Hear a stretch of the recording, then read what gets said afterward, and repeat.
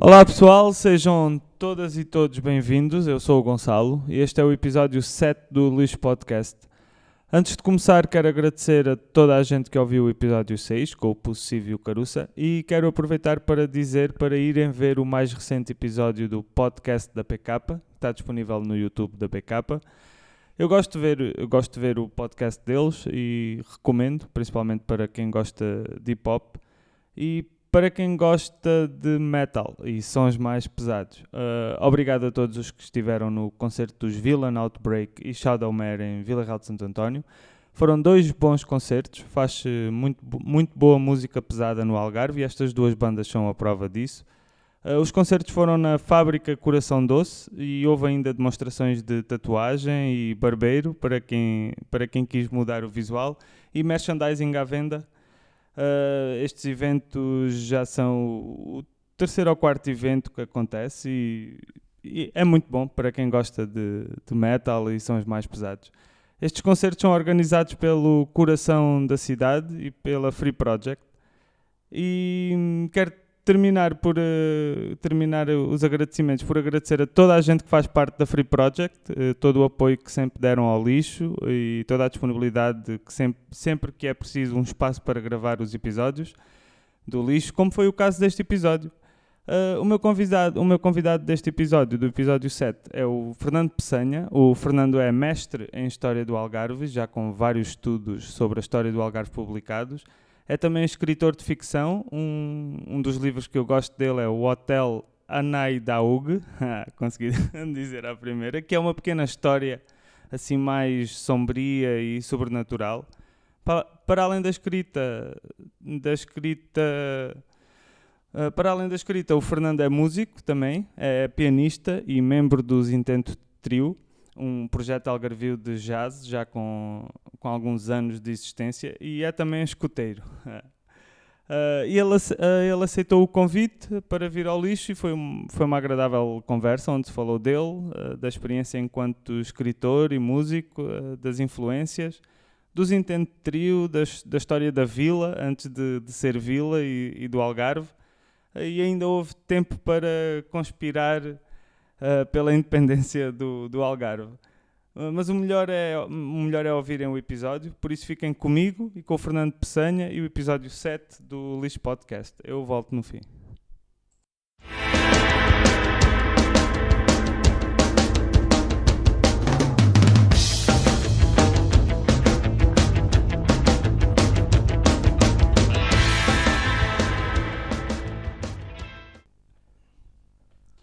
Qual é a arte que mais gostas? A escrita ou a música? As artes são indissociáveis, não existe escrita sem música, nem música sem escrita. Aliás, os gregos, nas origens, ainda antes da Antiguidade Clássica, os gregos não faziam distinção. A musique, a designada musique, compreendia tanto a arte lírica como a arte musical, portanto era indissociável uma realidade da outra. Portanto, eu para dar assim uma resposta muito fina e aparentemente muito sofisticada e intelectual e tal, estás a perceber? Então eu diria que não faria distinção. É a mesma coisa. Está bem. E falando mais sobre ti, onde é que nasceste? Olha, nasci em Faro, mas toda a gente nessa altura nascia em Faro, é verdade. Toda a gente. O Hospital de Faro era incontornável. E viveste onde? Viveste aqui em Vila Real? Vivi em Vila Real. Cresceste em Vila Real? Até aos 17 ou 18. E estudaste aqui nas escolas do Conselho. O que é que fazias quando eras mais novo? O que é que gostavas de fazer? O que é que eu fazia quando era mais novo? Olha, era escoteiro. Aliás, ainda sou. Olha, vês? Está bem. De maneira que passava a vida a fazer atividades na natureza, acampava, fazia rapel, fazia escalada. Faz parte de que grupo? Sim, do grupo 60 de Vila Real de Santo António. E és escoteiro com U ou escoteiro com O? Isso nem existe. Não existe essa distinção? Existem escutas e existem escuteiros. Sim. Está bem. Os escutas são do Corpo Nacional de Escutas. Exato. E os escuteiros são da Associação dos Escuteiros de Portugal. Uns têm uma dimensão religiosa, os outros respeitam mais aquilo que foi um movimento idealizado pelo Baden-Powell. Sem a religião. Sim, sem a religião. Mais universalista. E tu estudaste, depois seguiste a área do património? Sim, depois fui para a Universidade do Algarve. Sim, sim. Sim, fiz a licenciatura em Património Cultural.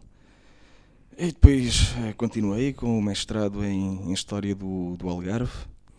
E já depois do mestrado em História do Algarve, o doutoramento em Património Histórico pela Universidade de Coimbra. De Coimbra, do Elva. Na Universidade de Coimbra, porque eu tinha estado em contacto com eles, mas por outros motivos. Tem a ver com outras coisas a nível de investigação. Mas a Universidade do Elva. Ainda não terminei. Estou a acabar. Ainda és estudante? Ainda sou eternamente estudante. Não, isso vou ser sempre. Pois, eu já tenho que indubitavelmente vou estar o resto da vida toda. E tu és mestre na história do Algarve. Eu agora vou-te fazer uma pequena pergunta. Tu consideras que o Algarve é um território português ou é um território independente ocupado por uma força invasora? O Algarve é um território com características muito próprias e muito particulares. E como tu bem disseste, que ao longo de toda a sua história foi sistemática e ininterruptamente ocupado por diversos tipos de forças. Exato. Estejamos a falar de que civilização for. Se falarmos no caso português, também se aplica, naturalmente. Também se aplica, exato. Bom, nós não estaremos cá, mas provavelmente daqui por 1000 anos isto não será Portugal, estará ocupado por uma outra civilização. Eu espero que daqui a 1000 anos isto já seja Algarve. Já viste era. República do Algarve. Se daqui a 1000 anos ouvissem esta entrevista, era muito giro. Isto era um achado arqueológico. Já pensaste? Tipo um manifesto da independência do Algarve. E temos, por falar em independência, nós temos algumas bases históricas que possamos usar de maneira a reivindicar a independência do Algarve, como a Catalunha, o País Basco, o Kosovo, que já é independente. Se a gente rebuscasse um bocadinho, nós conseguíamos... Sim, se quiser... Olha, tu utilizaste muito bem o termo, rebuscar. Se nós rebuscarmos, naturalmente poderemos encontrar uns certos pretextos, não é? Nomeadamente por o Algarve... Olha, mais que não seja por o Algarve ser a única região portuguesa a ter um topónimo de origem claramente arabizante. Algarve, quer dizer o Ocidente, sim, o sim, artigo definido em árabe. Garbe quer dizer Ocidente, portanto, nem que fosse por aí. Aliás, nem que fosse por o Algarve ter em determinados momentos do período medieval islâmico tido a sua limitada independência, mas sim, pretextos históricos encontramos sempre. Tínhamos mais autonomia na altura islâmica do que temos hoje em dia? Não, isso... mesmo durante o período islâmico, a verdade é que as pequenas taifas que aqui existiam acabavam por depender todas muito umas das outras e, em última instância, acabavam por depender das grandes dinastias que reinavam em Marrocos. Portanto, nunca podemos falar assim de uma grande autonomia e de um grande poder. Se assim não fosse, o poder Omíyad Califal não tinha sido fragmentado em tantos reinos tão pequeninos como estas designadas taifas. Portanto, não podemos falar em poderes absolutos. Pronto, então é a nossa sina, mantermos assim. Eu só estou a criar... Sim, vamos manter-nos nesta condição marginal e periférica. Eu só estou a criar confusão, mais nada. É só faz parte. E falando da escrita, como é que começou esse teu gosto pela escrita? O gosto pela escrita começou desde muito cedo, desde a escola primária. Eu lembro-me que a minha professora na altura, uma professora assim de discutíveis competências pedagógicas, tinha o triste hábito de recusar as minhas composições, na altura chamavam-se composições. Dizia ela que tinham sido preparadas em casa pelos meus pais, os desgraçados dos meus pais, que são as pessoas mais humildes e mais simples que eu conheço, passavam a vida toda a trabalhar em hotelaria. Pois, claro, aquilo não caía bem a uma criança que se sentia melindrada e rasgava a composição e pedia para fazer outra. Pois também e depois a outra, ela ainda ficava mais impressionada, até que lá teve que mentalizar-se, este gajo não é bom em matemática, mas escreve umas cenas. E continuaste a escrever, mesmo a tua professora pensando que não eras tu que escrevias, continuaste a escrever? Sempre tiveste a vontade desde pequeno, sempre tiveste a vontade de publicar alguma coisa? Sempre pensaste em escrever um livro? Rigorosamente nada. Eu publiquei o primeiro livro que eu publiquei foi A Cidade Islâmica de Faro, mas isso é um ensaio histórico. Tu referes-te à literatura de ficção? Sim, mais por aí. Publiquei depois, uns meses depois, e quase que acidentalmente, porque o editor que tinha publicado o meu primeiro livro, ainda que fosse um ensaio histórico, Sim. fez este convite para publicar um livro de contos. Eu escrevi o livro de contos e publiquei e transformou-se no best-seller da editora, na altura, que entretanto também já não existe. As editoras que trabalham com ficção desgraçadas têm sempre uma vida muito curta. Então essa foi a tua primeira publicação de ficção? Sim, foi Os Encontros Improváveis, já lá vão uns 7 anos. E era sobre o quê, Os Encontros Improváveis? Os Encontros Improváveis é um livro de contos em que aparentemente cada história parece ser independente, mas que existe um fio condutor entre todas elas, na medida em que as personagens transitam de conto para conto, se não for na qualidade de protagonista, na qualidade de personagem secundário. Mas acaba por ser interessante na medida em que funciona como uma espécie de microcosmos, onde as ações individuais de cada um acabam por afetar a vida de terceiros. Exato. Portanto, tipo Pulp Fiction. Exatamente. Sim, nem mais. Que a maior parte das pessoas percebam. E quem são os autores que te influenciam naquilo que escreves? Por exemplo, no hotel Anai Daug, sim. que é uma história mais negra, mais num ambiente de suspense e terror, mais sobrenatural, tipo Stephen King. Uhum. Tens essas influências naquilo que escreves mais de ficção? Tu sabes, eu fui um adolescente que não passei só a vida nos escuteiros, eu também lia muito. Sim, e o que é que lias e o que é que te influenciou? Essencialmente, nesses anos da adolescência, li muita literatura gótica. Li muito Edgar Allan Poe, Mary Shelley, muita literatura vitoriana. De maneira... Lembro-me perfeitamente, cada vez que o meu pai ia a Lisboa pedia-lhe sempre um livrinho de uma coleção de terror, que era a coleção Pêndulo, que eram uns livrinhos, umas publicações pequeninas da Europa América, eram livros de bolso. A Europa América, lembro-me de uns livros de bolso. Sim, exatamente. Se calhar era dessa coleção. Várias coleções, esta coleção em particular era a Pêndulo. E eu, claro, li aquilo tudo até determinado ponto, não é? Depois os interesses começaram a ficar mais alargados. E deixaste de ler, e o que é que hoje em dia lês? Hoje em dia, francamente, leio pouca literatura, leio pouca ficção, porque tenho tantos compromissos profissionais e académicos que exigem muitas horas de leitura e, essencialmente, acaba por ser bibliografia especializada e leitura de fontes históricas, documentação primária. Portanto, o tempo não dá para tudo. É só livros da escola? Então, praticamente. Da escola ou do trabalho, sim. Da escola / trabalho.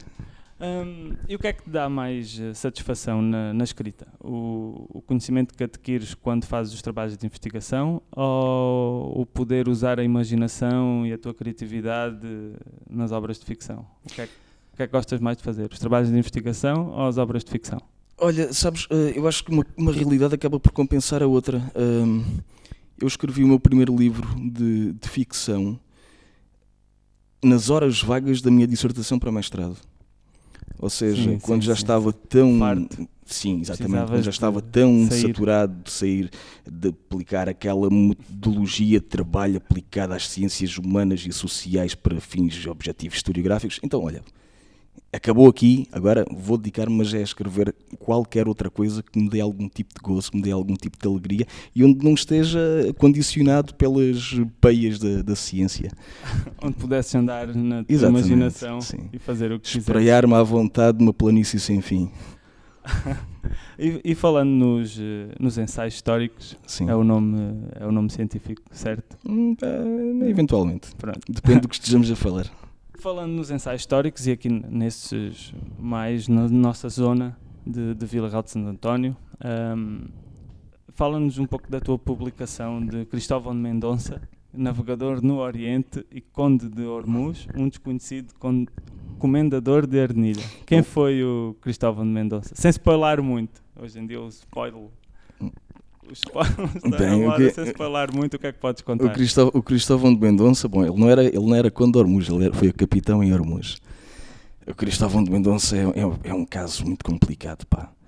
Porque dizem as más línguas que foi o alegado descobridor da Austrália. Bom, aquela treta de ter sido o Capitão Cook, isso é uma parvoíce, ninguém acredita nisso. Isso é daquelas intrugices à inglesa, mas com uma cara de pau tremenda. Claro que não foi o Capitão Cook. Os portugueses descobriram Timor em 1513, portanto, por isso foi um continente daquelas dimensões ali ao lado. Lá antes. Claro que sim, claro. Foi como os vikings à América. Exatamente, nem mais nem menos. E a arqueologia atesta descaradamente que os portugueses estiveram lá. Existem Sim, inúmeros sim. indícios. Agora, se foi o Cristóvão de Mendonça ou se não foi o Cristóvão de Mendonça, a verdade é que isso interessa muito pouco. O que realmente interessa aqui é que durante muito tempo alguns historiadores, nomeadamente durante o Estado Novo, defenderam essa teoria, ter sido o Cristóvão de Mendonça. Mais tarde, outros jornalistas de investigação apanharam nessa ideia e de uma maneira quase detetivesca, hollywoodesca, muito pouco credível, atiraram para ali alguns argumentos pouco aceitáveis. Bom, mas independentemente disso, o que é certo é que quase que por acidente, há uns anos, eu todos os anos participo nas jornadas de história de Ayamonte. Sim. E numa dessas investigações deparei-me com 2 documentos onde o Cristóvão de Mendonça aparecia como comendador aqui da nossa vila, da vila de Arnilha, portanto antes de Vila Real de Santo António. Exato. Que é uma coisa muito interessante, aliás, interessantíssima, porque muito poucos navegadores da época dos descobrimentos conseguiram alcançar as tão almejadas comendas, que era uma grande distinção de sociedade ainda altamente influenciada pelas antigas tradições medieval-feudais. De maneira que, para o caso de Vila Real de Santo António ou de Santo António de Arnilha, acaba por ser uma coisa curiosíssima, como é que um dos navegadores mais polémicos e mais conhecidos e mais mediáticos da história dos descobrimentos portugueses aparece como um manda-chuva aqui da terrinha, não é? E normalmente figuras polémicas saem sempre bem aqui. Digo eu, não sei. Sim, a nossa terra é pródiga e profícua na criação de personagens polémicas. Eles aparecerem aqui e criarem-se aqui. Mas o que é que Cristóvão de Mendonça era polémico porquê? Quer dizer, ele não era polémico, a historiografia contemporânea é que o transformou num navegador polémico, porque não é consensual. As navegações hoje, alegadas descobertas dele, não são consensuais. Sim. Isso fez com que ele se transformasse num navegador mediático e polémico e altamente discutível entre a comunidade científica e académica. Só nesse sentido é que é um indivíduo polémico, porque teve uma vida perfeitamente normal. Não, pensei que ele era uma pessoa polémica. Não. Arranjando confusão com toda a gente. Era um cavaleiro da Ordem de Cristo, portanto era daqueles gajos mesmo maus que gostava de andar à porrada. Tinha licença sim, tinha. E ele, para além de navegador, eu sei que ele tinha qualquer coisa, a pirataria, ele perseguia muitos piratas aqui na zona. Vamos lá ver uma coisa, mas quem é que não era pirata? A distinção entre curso e pirataria, vamos lá ser sérios, isso não existe, isso é uma lenga-lenga, quer dizer. Uns vendem-se e os outros ganham o seu próprio dinheiro, dizem que é essa a diferença. Qual é a diferença? É que um tem um documento escrito e outro não tem. Um é protegido pela lei e o outro não. Exatamente, um representa um Estado quando lhe convém representar o Estado. Quando lhe convém representar o Estado, retira a bandeira e fica com o saco e mete no próprio bolso. Ou seja, aquele quinto que deveria pertencer, pertencer à coroa, deixa de pertencer. Exatamente, deixa de pertencer e é arrecadado. Portanto, existe uma linha muito ténue entre o pirata e o corsário. Para o resto do mundo, nós somos piratas, não somos descobridores. Não fomos exato, chegámos lá, invadimos, ficámos. Exatamente. Não pagámos nada a ninguém, ainda trouxemos muita coisa dos sítios onde fomos. Nós temos sempre esta triste tendência etnocêntrica em considerar-nos uns bons e os outros. Bom, mas é preciso ver os dois lados da história. E disseste que ele era navegador e esta zona toda nessa altura tinha muita navegação, que vinha do Mediterrâneo e do norte da África. Alguma vez foi recuperado algum barco? Alguma vez foi encontrado algum património dessa altura aqui no mar? Olha, eu não trabalho em arqueologia, dada a altura do meu percurso académico, tive que fazer uma escolha e acabei por enverdar mais por história para trabalhar com documentos, com fontes primárias e não tanto com artefactos físicos, ou seja, arqueologia. Mas se eu fosse arqueólogo, eu descobria uma galinha dos ovos de ouro que se encontra aqui localizada entre Tavira e Arzila, do outro lado. Ou como dizia o Gil Vicente, que Tavila rima com Arzila, exatamente porque havia um comboio de ligação entre Tavira e que era sistemática e ininterruptamente atacado por outros barcos outras embarcações piráticas. Quer dizer que existe um carreirinho de artefactos arqueológicos que começa em Tavira, ou vice-versa, ou começa em Arzila e termina em Tavira. Naturalmente que isto aqui é extremamente interessante, o problema da arqueologia é que é extremamente cara. Enquanto a mim me pagam, por exemplo, para fazer um trabalho de investigação e eu com os Pois, tu não recursos precisas de um que tenho... barco, não Exatamente. precisas de ir para o fundo do mar. Exatamente, e não preciso pagar uma equipa de arqueólogos, nem pagar alojamentos, nem pagar alimentações, nem os materiais que são caros. Então quer dizer que A arqueologia é cara. o fundo do mar está cheio de tesouros. Está, a nossa costa algarvia é um tesouro. É escusado de andarem a afundar barcos ali em Portimão, porque isso é altamente redundante, os barcos já lá estão. Então não é preciso furar à procura de petróleo, já temos tesouros suficientes no fundo do mar. Eu diria que sim, a economia pode ser estimulada de outras maneiras bem mais interessantes e bem mais dignas do ponto de vista da afirmação patrimonial do que nós andarmos a abrir furos de petróleo por todo lado e andar a destruir o nosso património natural. Não faz sentido nenhum. Aí concordo muito contigo. Falando da Arnilha, da nossa terra, pré-nossa terra, tens outro trabalho publicado sobre a Arnilha? Tenho vários. Mas eu vi Esse foi o primeiro, sim.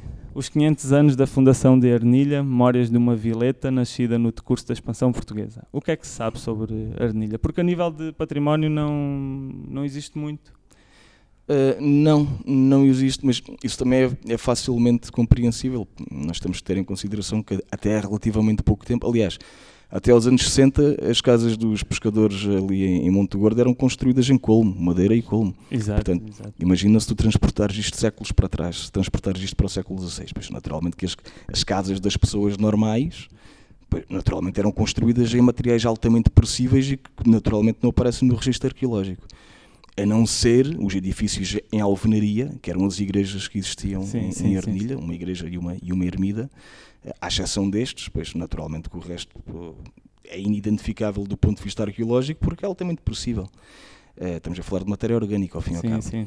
E mesmo estas pedras destes antigos edifícios, obviamente que foram utilizados, foram reaproveitados para outro tipo de construções. Estavam ali à mão de semear, portanto, era muito fácil fazê-lo. Não existe do ponto de vista físico, mas existe do ponto de vista documental. E até se sabe bastante. Durante pouco tempo a história da nossa antiga vila foi profundamente desconsiderada. E acho que é um erro muito grosseiro, porque afinal de contas a história do nosso concelho não nasce com Vila Real de Santo António. É muito antes disso. É o dobro do tempo. Portanto, nós estarmos a desconsiderar toda a história interessantíssima da nossa antiga vila de Arnilha, com todos os episódios mirabolantes que tem a nível dos ataques do Corso e da pirataria. E da... Cristóvão de Mendonça?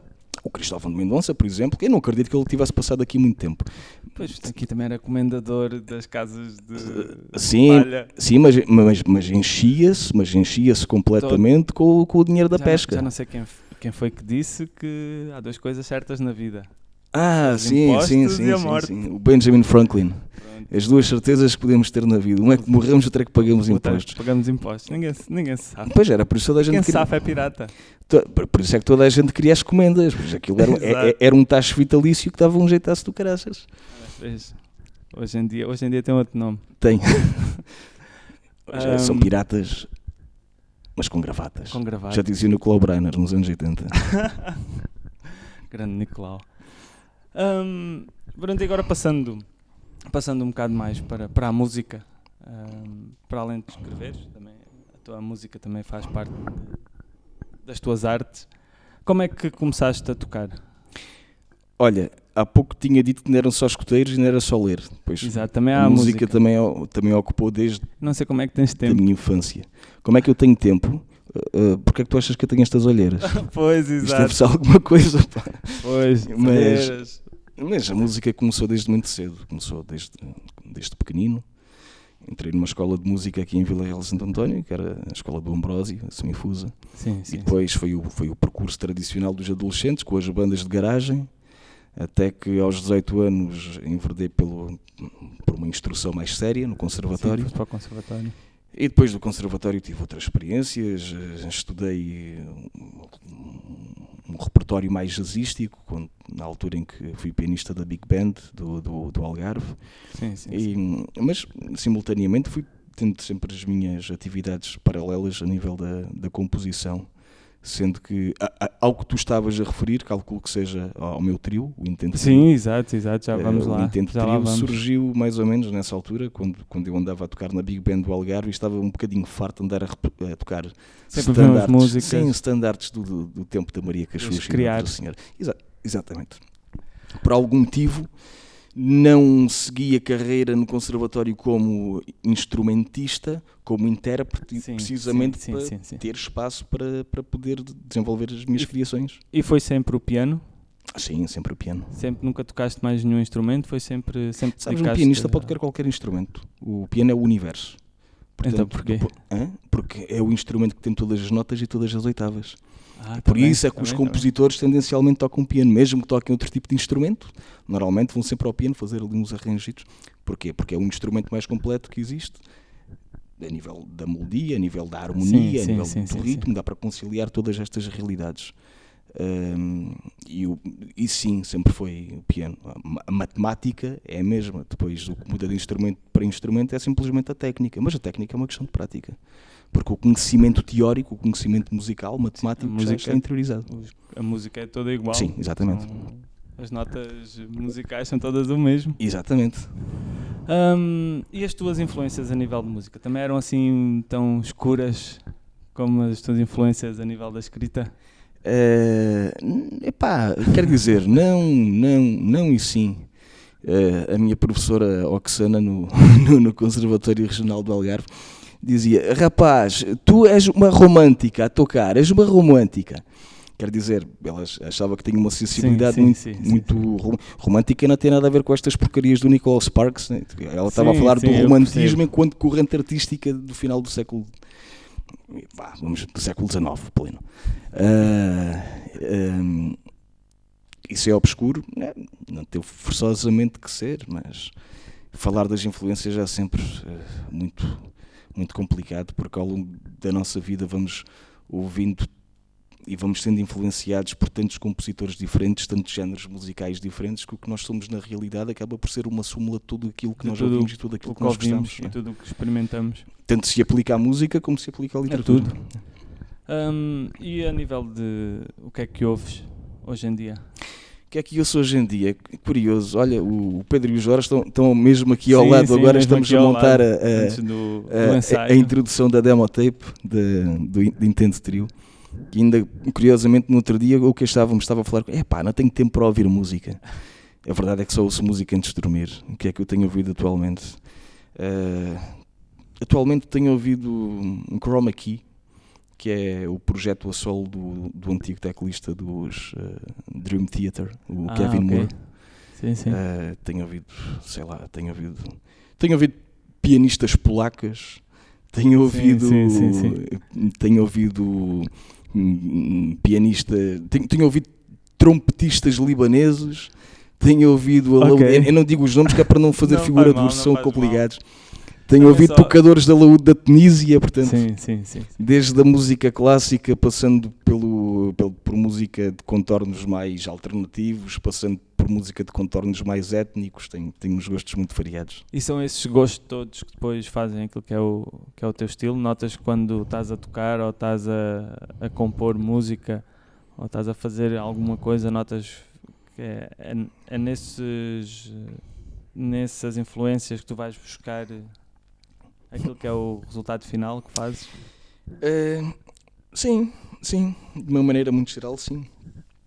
A verdade é que eu cresci sou da geração do rock, portanto eu cresci com o rock, tive uma adolescência de música mais obscura, mais pesada, ouvi jazz, ouvi fusão, ouvi... Metal não? Sim.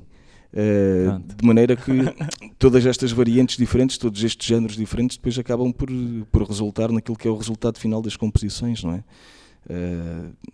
Tenho compositores para piano dos quais gosto muito. Eu acho que são esses aqueles que mais me influenciaram ao longo dos anos. O Bernardo Sassetti, por exemplo, foi uma enorme referência para mim, se falarmos de pianistas portugueses. Ou o Esbjörn Svensson, olha, por acaso também já morreu, norueguês, também sueco ou norueguês, é viking, não interessa, ou era viking, também já morreu, pronto, enfim. Mas sim, esses foram os pianistas que me influenciaram durante muito tempo. Em Portugal agora existe o Filipe Raposo, que é extraordinário, Sim, sim. muito bom. Mas sim, ao fim e ao cabo, é o que nós já tínhamos falado. Todas as nossas influências, tudo aquilo que nós ouvimos acabam de alguma maneira por influenciar o resultado final de uma composição. E que projetos tiveste antes dos Intento Trio? Há quantos anos já andas com os Intento Trio? Epá, ando com o Intento desde 2005, ou seja, já há bastante tempo. Claro uns que... aninhos. 14. Sim, quer dizer, nem sempre tive esta formação. Originalmente foi outra formação, o Pedro entrou há 10 anos, o Jorge entrou há 3 anos. E aí, naturalmente, que ao longo destes anos todos, pois...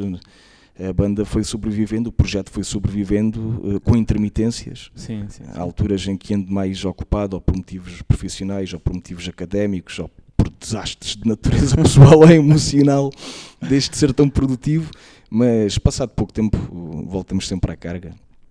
Bom, a prova está agora que temos uma quantidade de concertos até ao final do ano. Não sei como é que é de fazer. Concertos literários. Sim, também. Já lá vamos. Falando então agora dos Intento Trio, como é que apareceu este projeto? Olha, este projeto apareceu precisamente na altura em que eu andava a chatear-me com os standards de jazz em 2005 e comecei a dedicar mais o meu tempo a compor para piano. Composição que tivesse alguma influência exatamente do jazz, mas que tivesse outros tipos de influências, do rock, da música clássica, de contornos mais minimalistas. Foi exatamente nessa altura, olha, exatamente como a literatura de ficção. Quando estava saturado da história e me dediquei à literatura de ficção, passou exatamente a mesma coisa com o Intento. Quando estava saturado daquele jazz mais do tempo da outra senhora, mais conservador, comecei a desenvolver as composições que hoje em dia fazem o repertório do Intento Trio. E quais são, a nível musical, as influências dos Intento Trio? É jazz, música clássica? Sim, rock. Se nós tivermos que dividir isto em 3 fatias fundamentais, é isso mesmo. É o jazz mais contemporâneo, mais vanguardista, digamos assim, sim. Que por si só já é influenciado por tantos outros estilos.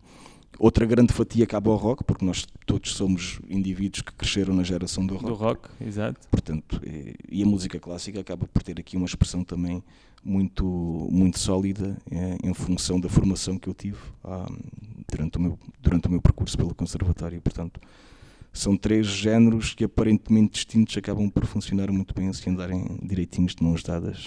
Andam sempre bem os 3 juntos. Às vezes dão uns beijinhos. Se os fizerem funcionar, andam sempre bem os 3 juntos. Sim, às vezes dão uns amassos, uns beijinhos. É preciso uns empurrões. Mas pronto, é preciso uma certa perícia para fazer com que as coisas funcionem bem. Também são 3. Sim, é mais complicado. É um triângulo, uma homenagem à atual muito complicado. Muito complicado. E como vocês nos Intento Trio têm os concertos literários que têm feito nas bibliotecas, sim. Fizeram em Tavira, fizeram aqui em Vila Real de Santo António. Como é que apareceu essa ideia? Primeiro o que é e depois como é que apareceu essa ideia dos concertos literários? Sou eu que sou um aproveitador e tenho uma grande cara de pau. Bem, tem que ser. Eu passo a explicar. Tem que ser assim. Quem não chora na mama. Eu sempre ouvi dizer. É isso, pá. Olha, já há alguns anos que eu sou presença assídua em vários festivais literários que se fazem aqui pelo sul do país. Nomeadamente, alguns já nem existem. O Salão de Libro Ibero-Americano, em Huelva. O Edita, em Ponte Umbria, Poesia Sul, em Olhão, Palavra Ibérica, em Vila Real de Santo António. Durante muito tempo fui presença assídua na qualidade de escritor. Só que na qualidade de escritor muitas vezes também aparecia para ali um pianinho e acabava por tocar. De maneira que a dada altura, para além de andar a apresentar os meus trabalhos literários, também já andava nos festivais de literatura a fazer perninhas como músico. E até que, inevitavelmente, comecei a... Juntaste as duas coisas? Juntei as duas coisas, exatamente. Porque a verdade é que as músicas de Intento, ainda que estejamos a falar de música instrumental, mas tendencialmente têm letras, ainda que não sejam cantadas. Exato. E são estas letras que são declamadas antes da música, que a antecede, e que as letras também acabam por ser projetadas e acompanhadas de imagens que são preparadas, estes audiovisuais que são preparados pela Neuza Monteiro, pela fotógrafa. Então criou-se aqui uma simbiose de vários géneros diferentes.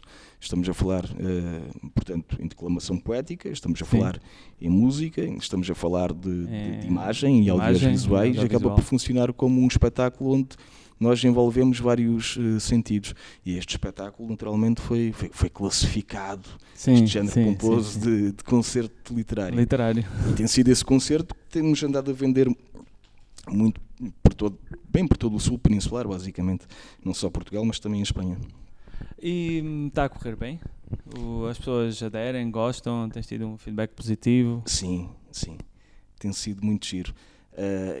E é engraçado porque conseguimos cativar pessoas que ora são mais aficionadas da música, ora são mais aficionadas das letras. Mas o resultado acaba por ser giro, acaba por ser vantajoso para nós, até porque conseguimos aliciar fãs para a banda, muitas vezes recorrendo a estes concertos literários que ocorrem mais no domínio da literatura, nos festivais de literatura. E agora com os Intento estão a gravar a demo? É o primeiro trabalho que gravas com os Intento? Não, nós estamos... gravações temos imensas, são gravações de ensaios. Sabes, com a ideia de publicar... Intento é um projeto engraçadíssimo e altamente original. Porque ao final de alguns 15 anos nós não temos um CD para mostrar às pessoas. É como quem diz, queres ouvir, então compra o bilhete e vai ao concerto. Vai ver os ensaios. Uma coisa assim de género. Mas já é a hora de termos um produto para podermos, nem que seja para vender. Para dar às pessoas, para as pessoas poderem... Nem que seja para vender nos espetáculos, e quem quiser ouvir depois em casa, na tranquilidade do lar, de uma maneira mais relaxada, depois pode fazê-lo naturalmente. E é um documento, para além disso é um documento, até para fins historiográficos serve para o futuro. Sim. Ao menos deixas a tua marca física. Bom, as marcas estão na internet e estão no YouTube, enfim. O que está na internet, uma maneira mais cuidada, de catástrofe, é difícil depois de lá chegarmos. Sim, sempre fica registado. Um CD é mais fácil, se encontrares um rádio, umas pilhas, sempre consegues ouvir ainda. É isso. Num tempo apocalíptico. É isso mesmo. Agora interlaçando os dois, numa das obras que falámos antes, do Hotel Anaidalgo. É o Guadiana ao contrário. Podes dizer o Guadiana ao contrário.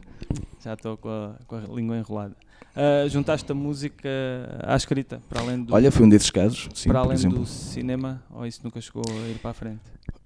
O Hotel Anaidalgo era para ser adaptado ao cinema pela Paradoxon Productions, que é a produtora cinematográfica de um colega do curso ainda da licenciatura que eu tive, que é o Hernani Maria.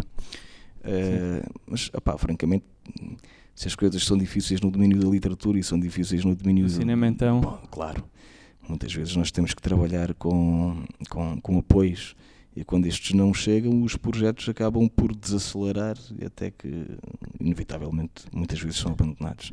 E foi o que aconteceu com o Hotel Anaidalgo. As coisas estavam muito bem encaminhadas. Eu já tinha feito até a banda sonora para o filme. Queria falar contigo sobre essa experiência. Foi a primeira vez que tu compuseste em específico uma banda sonora para alguma coisa? Ou tu já tinhas feito isso? Não, já tinha feito. Sim, já tinha feito. Foi a primeira vez que criei uma a pensar ter como resultado a sétima arte. Exato, o cinema. Sim, infelizmente não se concretizou. Bom, não quero dizer que outro realizador de futuro não venha a apanhar nesta ideia e não venha, principalmente agora que o Grand House está a funcionar no Hotel Guadiana. Podes tentar arranjar um patrocínio. Sim, seguramente. Aliás, nós agora vamos tocar no próximo ano, nos 150 anos do arquiteto Ernesto Corrodi, em Leiria, que foi o arquiteto que desenhou o Hotel Guadiana. Hotel Guadiana, exatamente. E há o abrigo da publicação do Hotel Anaidalgo, convidar o escritor do Hotel Anaidalgo para ir interpretar ao vivo a banda sonora do Hotel Anaidalgo, não circunscrevendo única e exclusivamente à banda sonora, mas dando espaço também ao resto das composições, ao resto do espetáculo musical do Intento Trio. E gostas de bandas sonoras? Gosto Gostas muito de cinema? de bandas sonoras. Gosto né? muito de cinema. Eu também Tenho- sou tenho- um maluquinho por isso. Tenho pena de não ter tempo para ver tanto cinema, mas gosto muito. Claro. No mundo do cinema, qual é o teu compositor e qual é a tua banda sonora favorita? Epá, essa pergunta é terrível. Se não devias fazer essa pergunta a um músico. John Williams, esses os mais conhecidos, Ennio Morricone. Olha, esses então, ainda são os mais então se vais conhecidos. pelos mediáticos, eu vou-te dar um nome altamente alternativo. Eu sou um grande apreciador do cinema do David Lynch. Sim, Desde criança, Desde ou seja, o que é que boa isto quer infância. dizer? Desde criança, Muito boa infância. desde o Twin Peaks, portanto, desde o Twin Peaks, estou a falar dos anos 80, era criança. Exato. Portanto, desde o do Twin Peaks que sigo a obra do David Lynch. E curiosamente, o David Lynch tem aquelas obras que são um bocado estranhas, um bocado tétricas, enfim. A verdade é que ele tem tido sempre o mesmo compositor a trabalhar com ele ao longo dos anos. Sim. O compositor do Twin Peaks, por exemplo, é o Angelo Badalamenti. Não conheço. Pois, mas conheces o David Lynch. O David Lynch conheço, eu já vi o Twin E até que Peaks. ponto é que o sucesso do David Lynch também não é em parte devido à banda sonora deste indivíduo? Tudo no David Lynch, tudo desde a imagem, tudo ao som, aos atores, tudo aquilo faz o estilo dele, por isso a música também está lá, não é ele só, é todas aquelas pessoas que trabalham sempre com ele que criam o estilo dele. Sim. Por isso está igual ao sucesso dele. É, portanto, o compositor que aparece em filmes do David Lynch como o Mulholland Drive ou Lost Highway. Fez os filmes todos. Sim, aqueles ambientes estranhíssimos já David Lynch. Sem a música do Angelo Badalamenti não seria exatamente a mesma coisa, não é? Mas isto para te falar, dar um exemplo altamente alternativo e que não tem nada a ver com... Estavas a falar do John Williams, enfim. Agora o Trent Reznor dos Nine Inch Nails também fez a banda sonora. Já fez algumas, já ganhou um Oscar e tudo. Sim, há muitos anos que ele anda aqui, há muitos anos que ele anda a dar cartas mais no meio alternativo. E não só ele, muitos outros. E gostavas de fazer qualquer trabalho no cinema? Falámos ainda há pouco ali da... Nós já temos feito trabalhos com cinema, aliás... Não, mas quando tu gostavas de criar alguma coisa no cinema, fazer um filme teu? Ou... eu enquanto realizador? Eu não percebo nada de cinema, pá. Ou escrever qualquer coisa... Já me dou por satisfeito por escrever... Bom, sim, isso sim, como argumentista queres dizer? Sim. Como argumentista. Sim, mas como argumentista já não é a primeira vez que surgem ideias para adaptarem trabalhos meus ao cinema. A última vez aconteceu... Bom, e mais uma vez continuamos com o problema dos apoios. Foi outro livro que eu escrevi de ficção, que foi A Musa, em português e castelhano. A Musa também tem a sua banda sonora já preparada, aliás, já há bastante tempo. Gravada já? Sim, está gravada ao vivo num festival literário em Ponte Umbria. Ok. E mais uma vez, outro realizador, desta vez o Eduardo Pinto, ali de Faro, da Algarve Films Production. Não sei. Estou aqui a trocar o nome da agência. Bom, mas mais uma vez surgiu a ideia de voltar a adaptar um trabalho meu para cinema, e mais uma vez a questão dos apoios são uma chatice, porque os projetos morrem na praia sempre por falta de condições económicas. O dinheiro faz o mundo girar. É verdade. Não há dinheiro, costumam dizer, não há dinheiro, não há palhaço, não é? Bom, é verdade. É assim, olha, andamos... Neste caso o palhaço sou eu.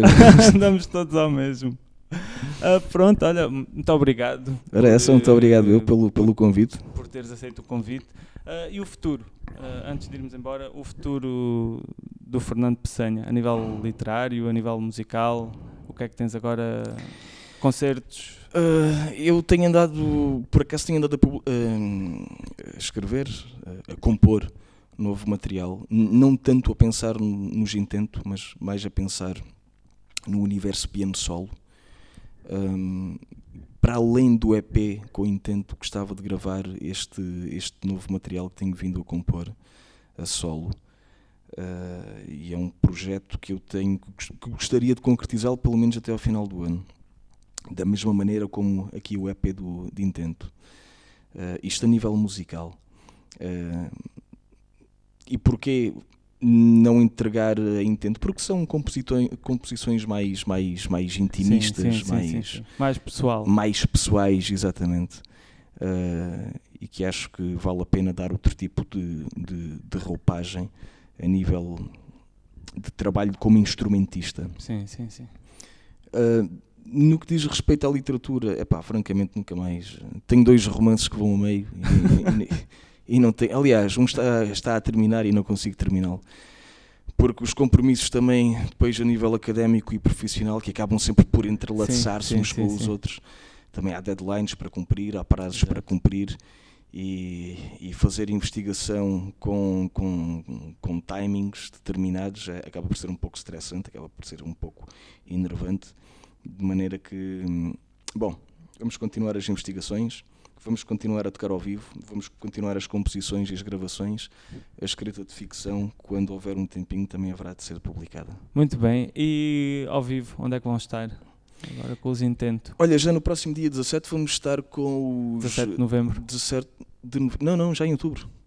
Agora já dia 17? Já dia 17 vamos estar com... Isto vai sair depois do dia 17. No Algarve ao vivo, dos Dirty Sock. Tá bem. Pronto, então quem está a ouvir, vão ao canal do YouTube dos Dirty Sock, ver o Algarve ao vivo, porque isto vai sair depois do dia 17. Sim. Pronto. E depois vamos estar no dia 26 no Poesia Sul. Sim. Um festival literário em Olhão. Depois vamos estar no dia 22 de novembro no Teatro Del Mar de Ponte Umbria. Depois vamos estar no dia 30 de novembro no Ginásio Clube de Faro. E depois temos datas para Ayamonte e temos datas para Olhão e temos... mas estas, como ainda estão por confirmar, não posso adiantar. Então o melhor é as pessoas seguirem-nos nas redes sociais. Sim, concertos já estão marcados para o ano. E manterem-se atentos às novidades. É isso, vamos intentar. Tá bom. Intentar é fixe. Intentar é fixe. Intentar é fixe. Olha, muito obrigado por teres vindo e até à próxima. Até à próxima, obrigado.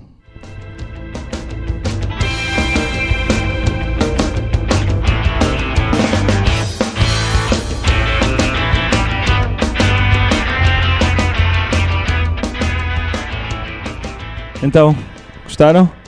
Eu gostei muito de falar com o Fernando Peçanha, foi uma boa conversa. Já sabem, os Intento Trio vão estar dia 22 de novembro no Teatro Del Mar em Ponte Umbria e no dia 30 de novembro no Ginásio Clube de Faro, em Faro. Para saberem mais datas, sigam os Intento Trio nas redes sociais, todos os links vão estar na descrição do episódio. E não se esqueçam que podem ouvir todos os episódios do Lixo Podcast no Spotify, no YouTube. Façam like, subscrevam, sigam o Lixo nas redes sociais, comentem, mandem e-mails. É sempre bom quando se ouve de volta de quem está aí do outro lado. Por isso, obrigado a todas e a todos por ouvirem e eu volto à próxima.